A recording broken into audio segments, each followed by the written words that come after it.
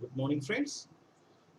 In the last period, we have seen the settlement in Simapuri of the rag pickers. In 1971, from Bangladesh, these people have come and settled over as a squatter there in Simapuri, where the place, the living place, was a kind of wilderness. There was nothing. There was no place that is fit to live. Even animals were they were not dwelling there. Such kind of place, a kind of dumb area. So in such kind of place, these rag pickers have settled. At that time, and John writes that at that time there were 10,000 rag pickers living in Simapuri, but now near about 6 lakhs people were there. And that the main thing for them is that rag picking. They couldn't get any other work, any respectable work. So that rag picking, the work that they could get, that many of us, the people who have the recognition, the people who have some identity, some honor, some respect, they never want to do such kind of work. So that is why it was a good opportunity for such kind of people who have come from Bangladesh. That that was the only work that they could get. So that is why now presently we could see near about 6 lakh rag pickers living in Simapuri, but still it's a kind of wilderness, having no base communities, having no sewage line, having no drainage, having no even running water. Little bit changes nowadays you could see there. And Simapuri is nowadays, a separate constituency for the elections. So here, for them, these people, that rag picking was everything. That was the main means of survival for them. So for them, it is food, their daily bread. For them, it is their clothes. For them, it is their home. So that is why Anish Jung again comes back to the beginning and reminds us that, for them, garbage that they pick, that is as precious as gold. So garbage is gold to them. So this is what for elders is that means of survival. But in the next part, we are going to see that for the children, it is even more. There, I think we stop the last line that we have started. But for a child, it is even more. Rag picking is more than just survival for the children. Let us see what is it in the next slide. Uh, See next part. I sometimes find a rupee, even a 10 rupee note, Sahib says, his eyes lighting up. When you can find a silver coin in the heap of garbage, you don't stop scrounging, for there is hope of finding more. It seems that for children, garbage has meaning different from what it means to their parents. For the children, it is wrapped in wonder. For the elders, it is a means of survival. So this line should be underlined and noted down, children, that for the elders, it is means of survival, whereas for the children, it is wrapped in wonder. The joy of children is actually in finding the wonderful things. Though for these rag pickers, whether they are the discarded toys, whether they are the discarded the clothes or the shoes or anything that they like. So sometimes even 1 rupee coin, 1 rupee a coin, or another 10 rupees. Sahib said that sometimes he could find even 10 rupees note. Sometimes carelessly the affluent people, they forget and they throw it into the garbage unknowingly.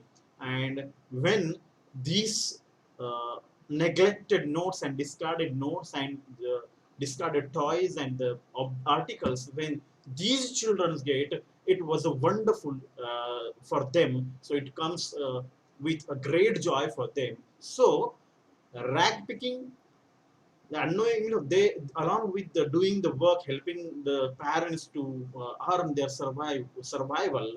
So they are more interested in finding such a wonderful thing in the garbage. That is why these children very excitedly, very eagerly go to their work, so that they could find some wonderful things in the garbage. So the rat picking for them is a kind of wrapped in wonder.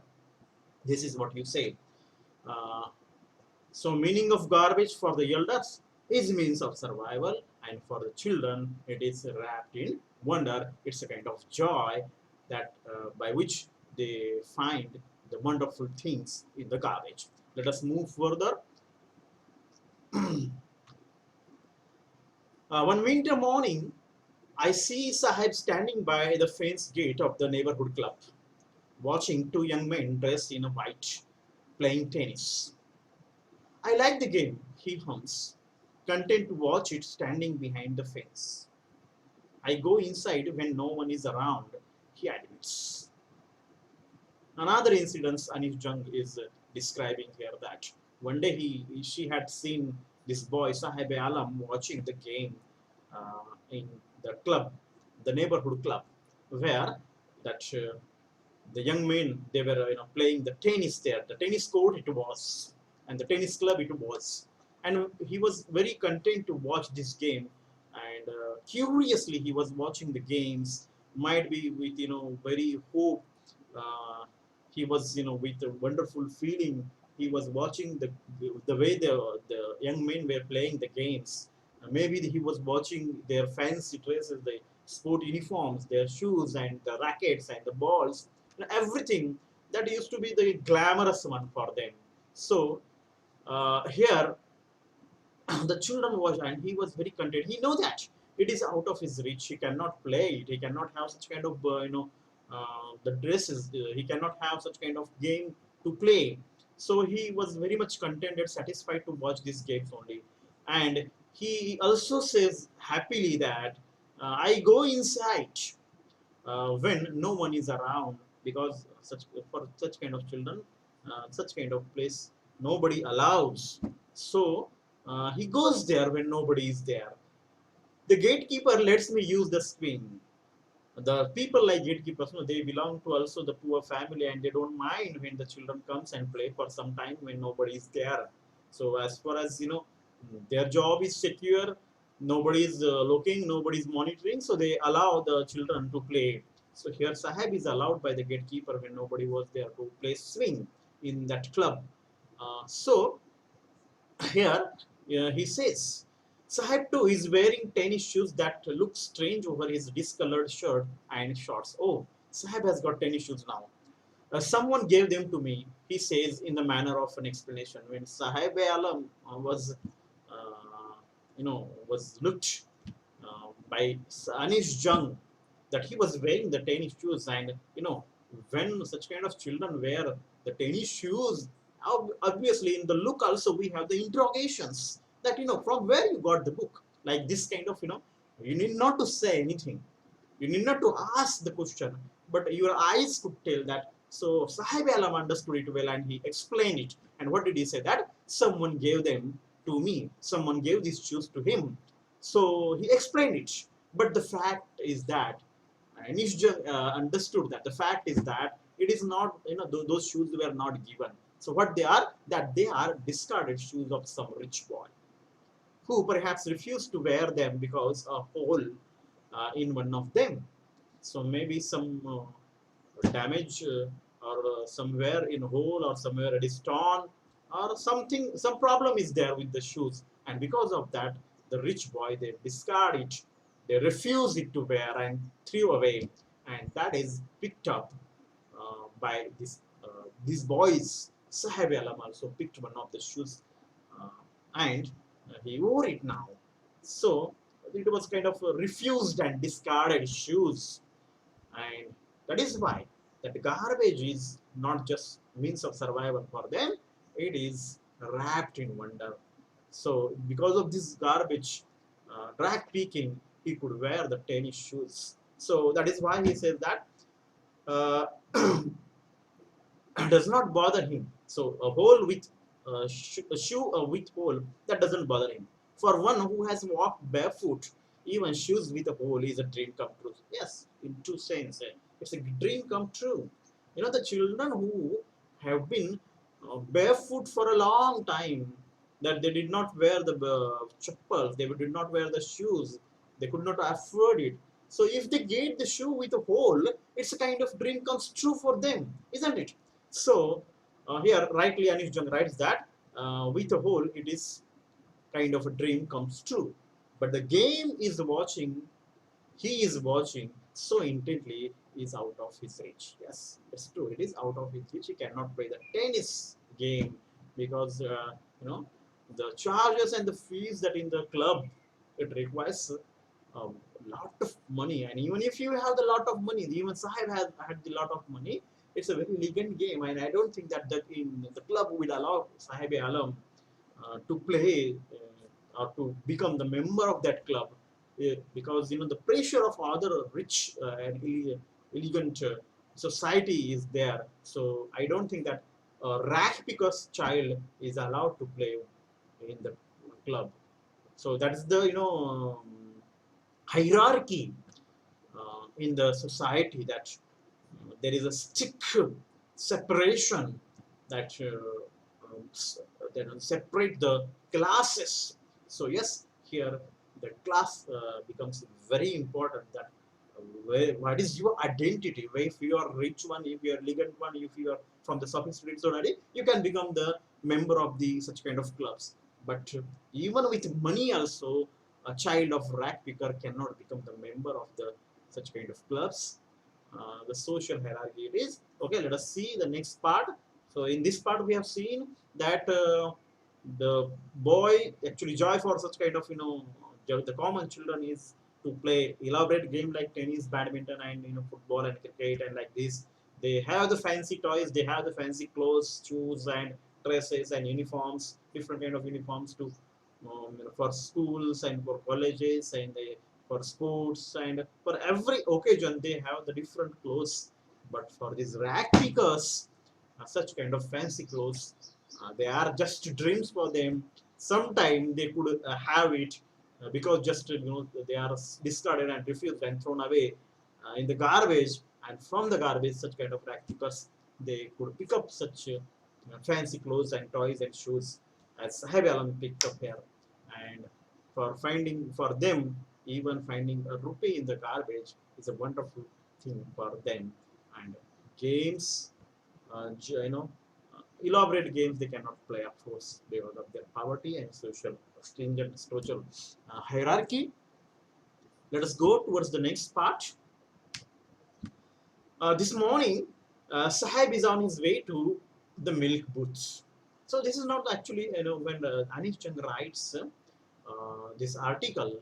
So it's not a story that is written in a continuous series of events.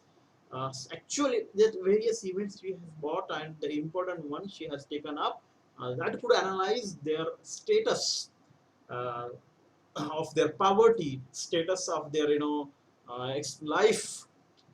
So this is another incident when Anish Jung meet Sahib Alam. Let us see. This morning, Sahib is on his way to the milk booth.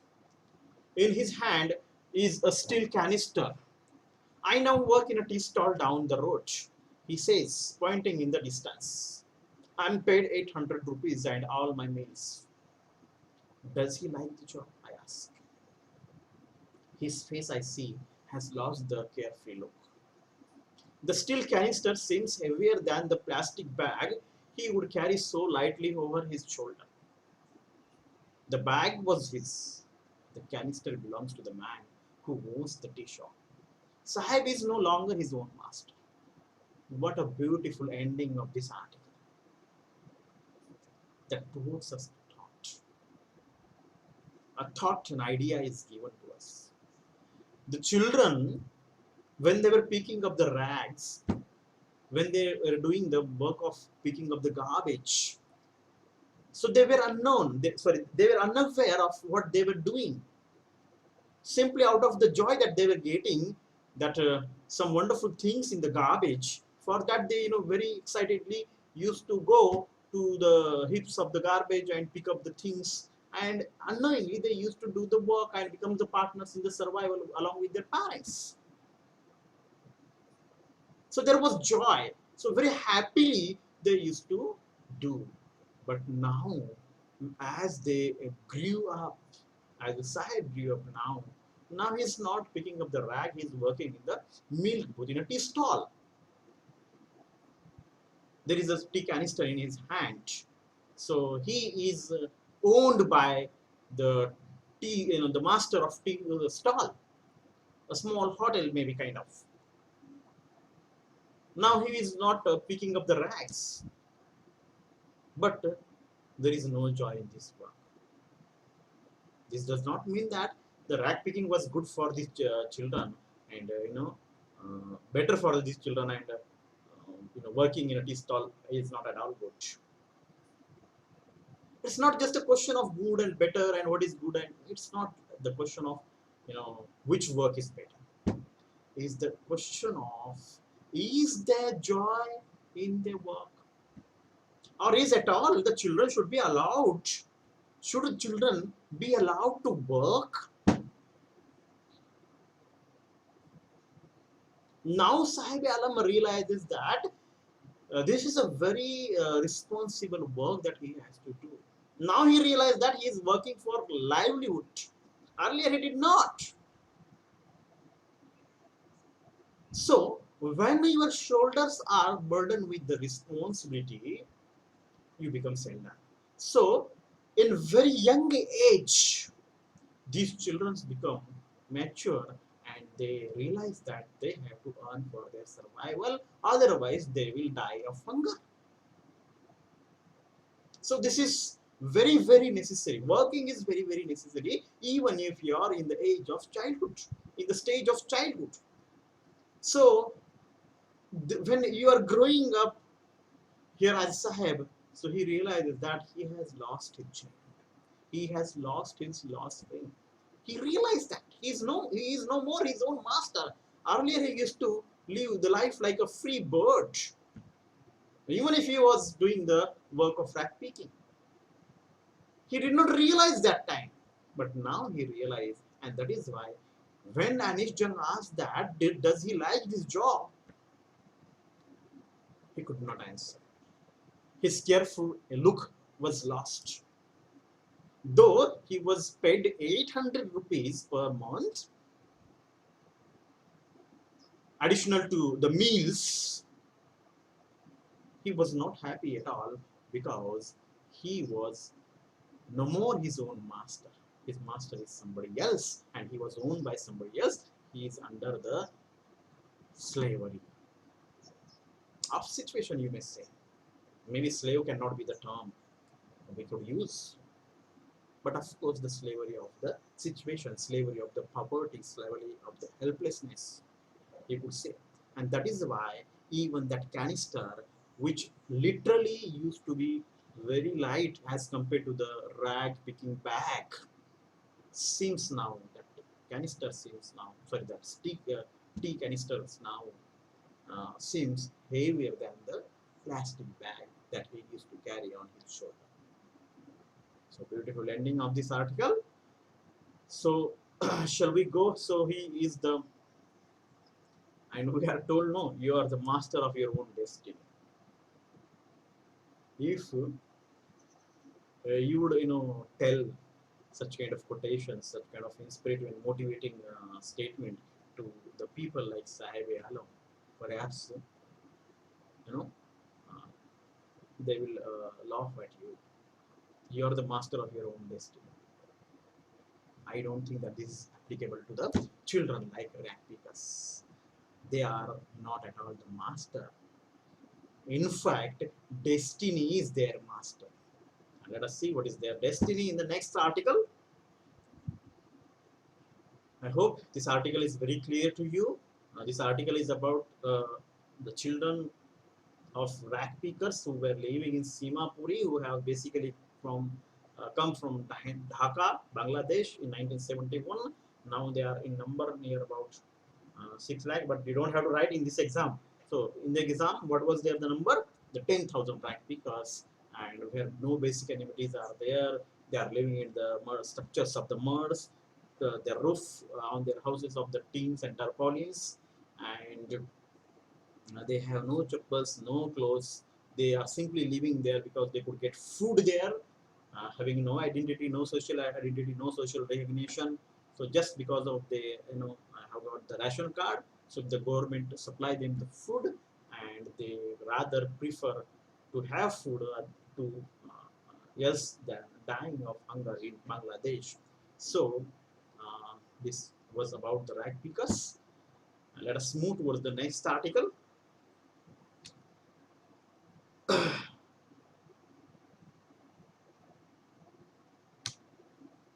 I want to drive a car. The title of our next article. The first title was Sometimes I find a rupee in the garbage. That was a wonderful thing that the children wants, finding a rupee in the garbage. That's now here somebody is saying that I want to drive a car. Mukesh insists on being his own master. I will be a motor mechanic, he announces. Do you know anything about cars? I ask. I will learn to drive a car, he answers, looking straight into my eyes. His dreams loom like mirage amidst the dust of streets that fills his own Firozabad, famous for its bangle makers. Bangles. See,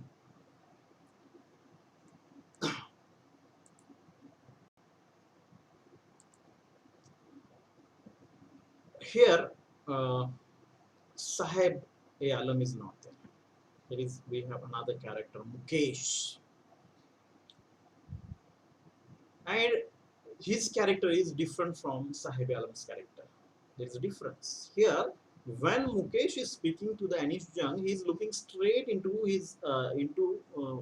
Anish Jung's eyes, whereas Sahib Alam was looking away because at that time he was feeling ashamed, he was feeling awkward while talking about his own work of picking up the garbage. When she asked that why do you do this, whereas here Mukesh is very much confident, hopeful, and positive when he says that he wants to drive the car. He wanted to become the motor mechanic. And the counter question when Anish Jung asked that, do you know anything about cars? And she meant to say that, it's become a little bit, it is very difficult for you to, to become motor mechanic. She little bit want to discourage, not want to discourage, but that by asking the question, she wanted to he realized him that it is difficult, but the same positive way, the same optimistic way, Mukesh is answering, looking straight into the eyes of Anishcha, and he says, "I will learn to drive car." Present, he did not know anything about the cars, but he said, "I will learn it." But Anish Jung, again in the next line, writes the bitter truth of Mukesh's life. That Mukesh is unaware of it. And what is that? His dream. And what is his dream? To become a motor mechanic, to drive the car. So his dream looms like a mirage amidst the dust of streets that fill his town, fills apart. Looms means weaving. Looms like what? A mirage. Mirage? What is mirage? Mirage is actually an illusion, kind of illusion. In uh, hot summer, if you look far away in the plain land, so you could see kind of water waves. You feel that somewhere there is a water, and you go there, but there is no water at all there. It's just because of the reflection of the sunlight, or sun rays. So it's a kind of illusion. It creates the kind of illusion. So such kind of illusion is called as mirage. And Anish Jung rightly analyzes this bitter truth of Mukesh life, that it is that his dream of being motor mechanic, his dream of driving the car, it seems like mirage in the streets of Firozabad. There in the first article we have Simapuri. Now we have here Firozabad, which is very very famous in India for the bangle making industry. Every other family in Firozabad is engaged in making bangles. It is the center of India's glass blowing industry, where families have spent generations working around furnaces, welding glass, making bangles for all the women in the land, it seems. This is the city very, very famous for making the bangles, glass blowing industry is there, and everybody, every next person, every next child there, you know, these articles are dedicated, actually are, talking about the children particularly. So of course, along with the children, the woman, the men, everybody in the world, in the home, in the Firozabad works in the bangle making industry, in the bangle making project. Every next person. So in this paragraph, we have seen that Anish Jain has picked up the character Mukesh, who was confident, who was optimistic, he was dreamful, hopeful. He wanted to become motor mechanic and to drive the car. He wanted to learn drive the car. But the situation Anish Jung put thereafter was a little different. She thinks that this his dream is like a kind of mirage, because in a situation where in Firozabad everybody is forced to work in making the bangles, so Mukesh can also be engaged in making the bangles only. So that is why it is very very difficult. So they are the in Firozabad, generations after generations, the people, the children, the men, women, they are engaged in work of bangles only. So uh, his situation is difficult one. So that is why it's like a mirage. Let us continue our next paragraph. Mukesh family is among them. Among them is among the people who were engaged in making the bangles. None of them know that this is illegal. It is illegal for children like him to work in the glass furnaces with high temperatures, in dingy cells without air and light.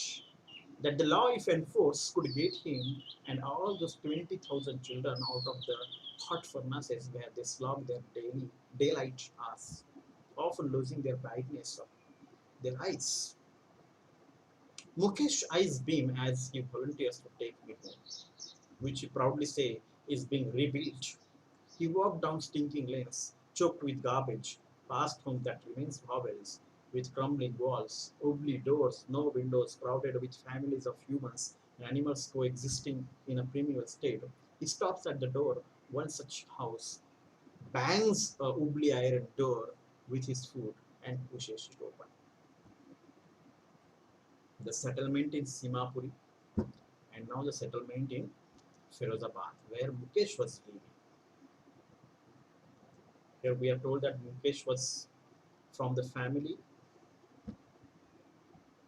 in which everybody works in bangle making, and in this Firozabad, where children are working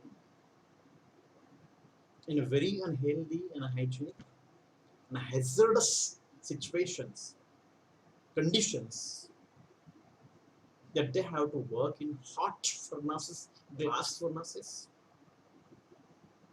where glasses are made in such kind of hot furnaces, they have to work with very very high temperature,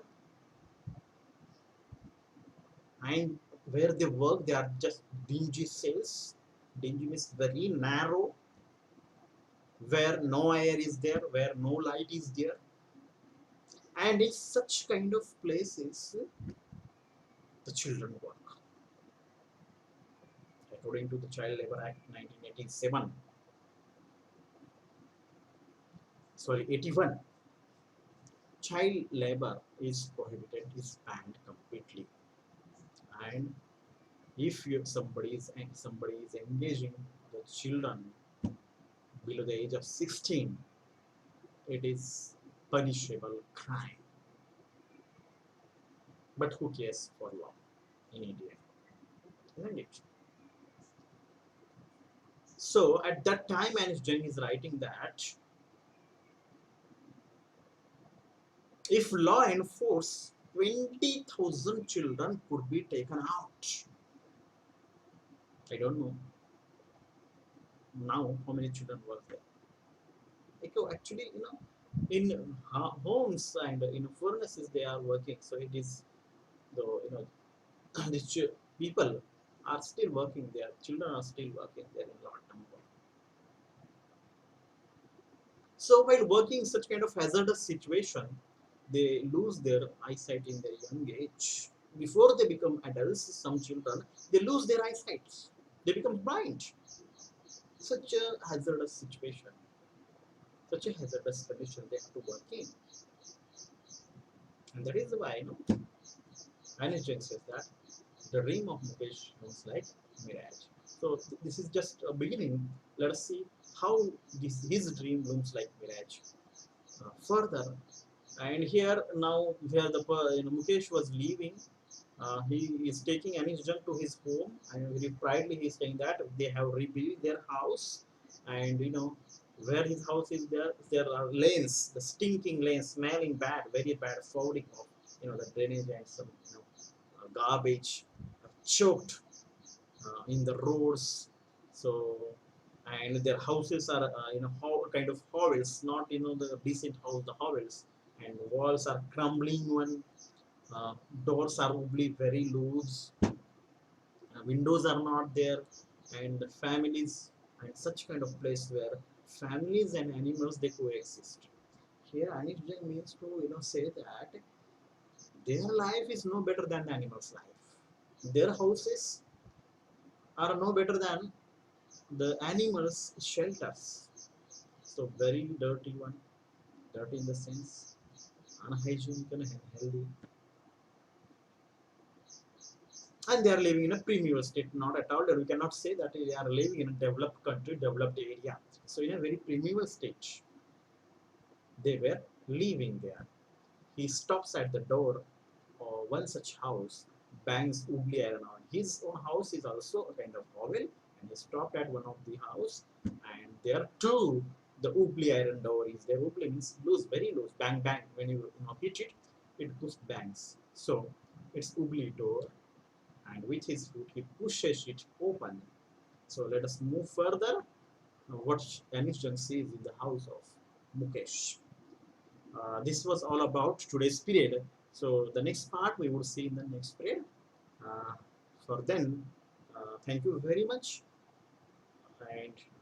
And the assignment given to you is put in your Google Classroom app. So please complete your assignment. Yeah. Thank you very much. Have a nice day.